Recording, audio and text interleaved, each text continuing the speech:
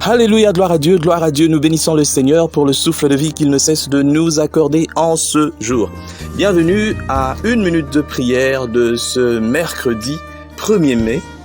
Nous bénissons donc le Seigneur pour tout le mois d'avril et maintenant nous sommes au mois de mai et le Seigneur ne cesse de nous garder, Nous bénissons donc le Seigneur. Que ce mois de mai soit un mois béni.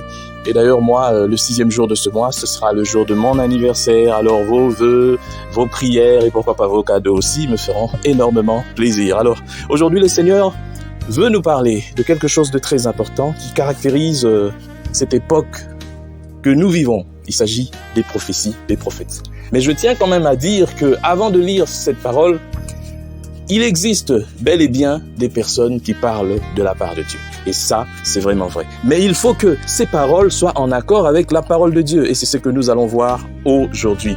Alors, notre passage est tiré de Jérémie, chapitre 23. Jérémie, chapitre 23, le verset 28. Je lis au nom de notre Seigneur Jésus-Christ.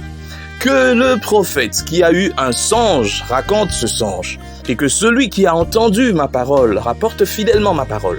Pourquoi mêler la paille au froment, dit l'Éternel. La parole de Dieu va rester et demeurer la parole de Dieu. Ici, Jérémie parlait dans l'ancienne alliance. Aujourd'hui, nous sommes dans la nouvelle alliance. Nous avons la parole de Dieu qui est là. Dieu a parlé. Il n'y a pas une autre Bible qui sera écrite. Enlevez ça de vos têtes. Dieu a déjà parlé. C'est vrai. Dieu peut donner des paroles de connaissance concernant peut-être un aspect de notre vie. Ça, c'est vrai. Mais Dieu a déjà parlé. La Bible est là. Et moi, ça me fait mal quand je vois des chrétiens.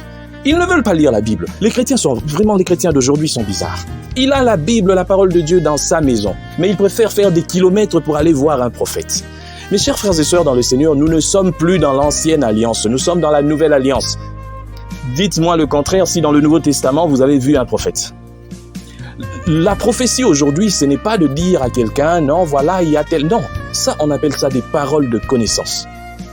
Il y a des paroles de connaissance qui existent. Mais nous tous aujourd'hui, qui avons reçu la parole de Dieu, nous devons aussi jouer le rôle de prophète. Un prophète, c'est celui qui avertit. Et surtout qui avertit l'Église du grand danger qui se trouve devant elle. Et ça, c'est vraiment ce que nous ne faisons pas. Alors, comme à l'époque de Jérémie, Dieu disait des choses. Il avertissait. Dieu disait, je n'ai pas envoyé ces prophètes. Ils ont couru, je ne leur ai point parlé. Et ils ont prophétisé. Je me rappelle encore cet homme que je connaissais bien, qui tenait un ministère où il y avait des centaines de personnes. Un jour, il devait inviter un serviteur de Dieu que je connaissais aussi. Et puis j'étais là, entre les deux. Et il disait à ce serviteur de Dieu, non, mon frère, si tu viens chez moi, toi, je sais que tu aimes trop t'attacher à la parole de Dieu, tu n'aimes pas les prophéties, mais vraiment, mes fidèles, ils adorent les prophéties. Il faut même leur dire quelque chose, même si c'est juste pour essayer de les amuser, mais dire quelque chose qui va leur plaire. Ah, j'étais là vraiment, j'avais trop mal dans mon cœur. Aujourd'hui, on fait parler Dieu même lorsqu'il n'a pas parlé. Mais Dieu a déjà parlé dans la parole de Dieu. C'est que Dieu a dit, on ne veut pas dire. Quand quelqu'un vient chez toi avec un problème, tu veux lui parler de son oncle, de sa tante maternelle, de je ne sais pas quoi, son grand-père. Mais tu ne poses jamais la question à cette personne. Comment est-ce que cette personne mène sa vie? Est-ce que cette personne mène sa vie en conformité avec la parole de Dieu? J'ai vu beaucoup de gens qui sont venus me voir pour me poser des problèmes, me dire non, je suis combattu dans tels aspects. Mais quand je pose des problèmes, je me rends compte que ces personnes ne sont même pas nées de nouveau, que ces personnes mènent des vies dédlinguées qui ne plaisent pas à Dieu. Mais comment voulez-vous que moi je conseille une personne pareille? Mais vous leur dites non, tu as des problèmes parce que ta tante, parce que ton oncle. Et je vois même les gens qui détruisent le pays lorsqu'ils vont consulter certains prophètes dans ce pays. On leur dit non, c'est ton ministre de je ne sais pas quoi, c'est ton je ne sais pas quoi. Mais vous êtes des féticheurs. Parce que ce qui est plus important, c'est d'emmener des âmes à Christ. Ce n'est pas de régler les problèmes de leur vie. Laissez-les aller chez les féticheurs, chez les nganga. Parce que vous avez la responsabilité de leurs âmes. Mais vous détruisez les âmes pour sauver les corps. Oui. Vous leur dites non, chef, excellence. En tout cas, c'est ton jeune frère. Il faut le renvoyer de ta maison. Mais cette excellence-là, c'est un occultiste. Il a dans sa maison tout un temple dédié à un Dieu que vous ne connaissez pas. Mais vous venez conseiller une personne pareille. Au lieu de lui dire non, donne ta vie à Christ. Non, vous ne dites pas ça. Vous ne commencez pas par ça. Parce que vous avez besoin d'argent. Tant que vous ne ferez pas ce que la Bible nous demande de faire d'abord, avant de faire votre prophète, je ne sais pas quoi, ce sera vraiment pour rien du tout que vous faites ça.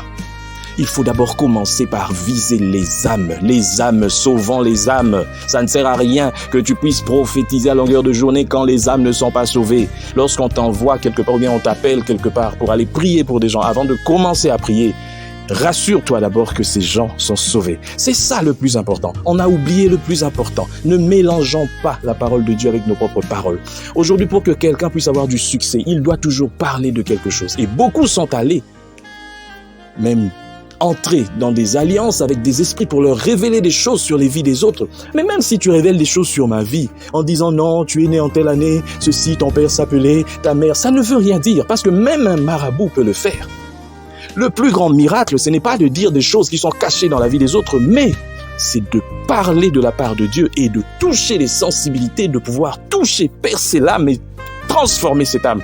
C'est ça le plus grand miracle. Mais aujourd'hui, les chrétiens sont des spectacles. Ils aiment bien le spectacle, sont devenus des bouffons. Ils aiment bien parler des choses, mais sans parler de l'essentiel. Je bénis le Seigneur en tout cas pour ces paroles.